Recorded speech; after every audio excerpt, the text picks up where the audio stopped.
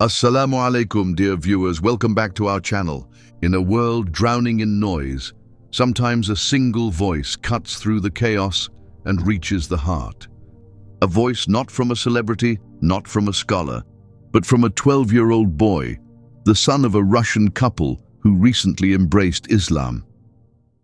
وَلَئِنْ أَطَعْتُمْ بَشَرٌ مِثْلَهُمْ إِنَّكُمْ إِذًا لَخَاسِرُونَ أَيَعِدُكُمْ أَنَّكُمْ إِذَا مِتُّمْ وَكُنْتُمْ تُرَابًا وَعِظَامًا أَنَّكُمْ مُخْرَجُونَ هَيْهَاتَ هَيْهَاتَ هَيْهَاتَ هَيْهَاتَ لِمَا تُوعَدُونَ إِنْ هِيَ إِلَّا حَيَاتُنَا الدُّنْيَا نَمُوتُ وَنَحْيَا وَمَا نَحْنُ بِمَبْعُوثِينَ. This recitation is not performed by a trained sheikh from Medina or an elderly Islamic reciter who has perfected his skills through years of practice. This was a Qur'an recitation done by a 12-year-old boy who had not even witnessed the beauty of the Qur'an since he was a small kid, but had only recently been introduced to Islam as his parents had reverted only a few months back. Still, his recitation was so perfect and soothing, as if it was recited by a professional Qur'anic reciter who is a born Muslim. He recited these verses from the Holy Qur'an. "And if you ever obey a human like yourselves, then you would certainly be losers. Does he promise you that once you are dead and reduced to dust and bones, you will be brought forth alive? Impossible, simply impossible is what you are promised. There is nothing beyond our worldly life. We die, others are born, and none will be resurrected." These verses speak of arrogance, heedlessness, and denial of truth, and yet in that small, trembling voice was a sincerity that shook millions.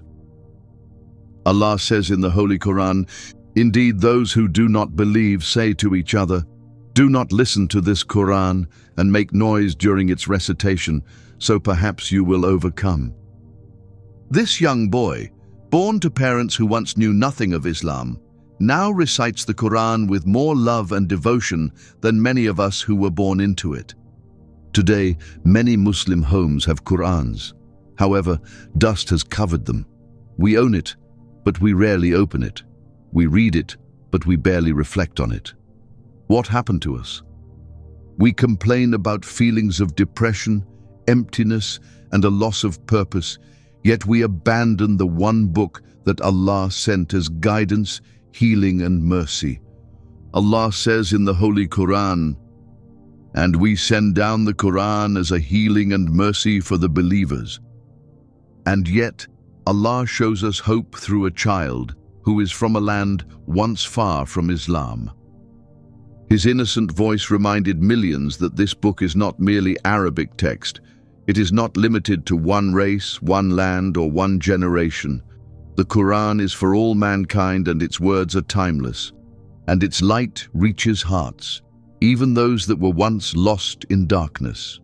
Allah says in the Holy Qur'an, "This is a book we have revealed to you, so that you may bring humanity out of darkness into light." So, what is stopping us? What is holding you back? When was the last time you opened the Qur'an not just to read but to understand, to cry and to connect with Allah? Despite having access to the best reciters, our hearts have become distant. And here comes a child, new to the deen, new to Arabic, and new to the Ummah. However, he has a sincere love for the Qur'an, and his message is clear. This is the moment to wake up and to remove the dust off the Qur'an in your home. To open it, read it, understand it, and live by it. Because the greatest tragedy is not that others don't have the Qur'an, it's that we do, but we treat it like we don't. And the messenger will say, "O my Lord, indeed my people have abandoned this Qur'an."